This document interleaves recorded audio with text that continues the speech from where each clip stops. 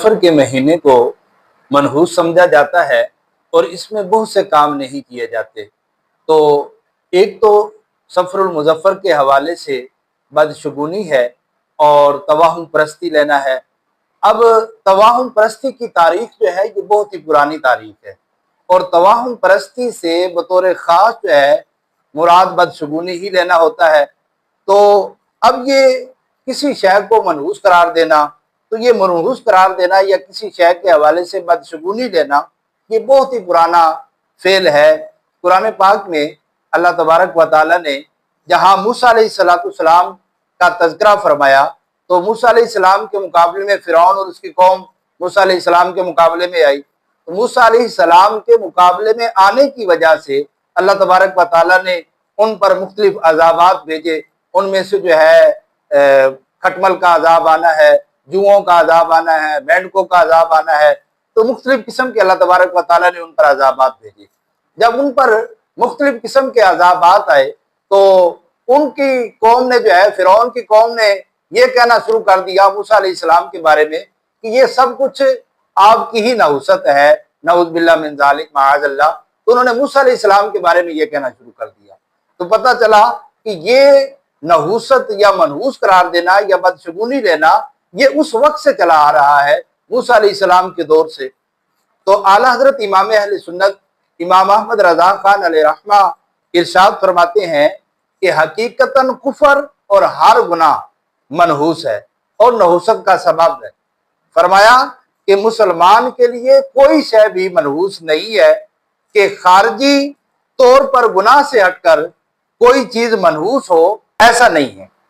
तो इसी तरह जो सफर के हवाले से इसको मनहूस करार देना ये इसकी बहुत पुरानी तारीख है और ये जमाना जाहिलियत बल्कि इससे भी पहले ये बात पाई जाती थी मनहूस करार देने वाली और नहुसत वाली और बदशगुनी वाली, क्योंकि रसूलुल्लाह सल्लल्लाहु अलैहि वसल्लम की हदीस तय्यबा में ये बात मौजूद है। इरशाद फरमाया ला अदवा वला तैरा वला हमता वला सफरा। इरशाद फरमाया कि कोई बीमारी उड़कर नहीं लगती, ना जो है परिंदा, ना उल्लू और ना सफर कोई चीज है। ये हदीस पाक में वाज़ेह तौर पर फरमाया कि इस्लाम में ना सफर कोई चीज है, ना उल्लू की नहुसत कोई चीज है, ना इनसे जो है वो बदशगुनी ली जाएगी। तो हदीस करीमा के अंदर बतौर खास ला सफरा फरमाया गया कि सफर में कोई नहुसत नहीं है, तो सफर को मनहूस नहीं करार दिया जाएगा। तो गोया कि ये सरकार अलैहिस्सलाम की तशरीफ आवरी से पहले भी कुफार के अंदर आई था, क्योंकि मुसलमान जो है उसी मुआशरे में रहते थे और जहाँ ये लोग रहते थे, इसलिए सरकार अलैहिस्सलाम ने सफर के हवाले से बतौर खास इरशाद फरमाया कि इसमें कोई नहुसत नहीं है। इसी तरह हदीस में मुतलकन इरशाद फरमाया गया कि बदशगुनी जो है ये भी कोई चीज नहीं है और बदशगुनी भी जो है वो नहीं ली जाए। तो आप देखें कि आज भी इस जमाने के अंदर जो है बहुत से लोग बदशगुनी लेते हैं।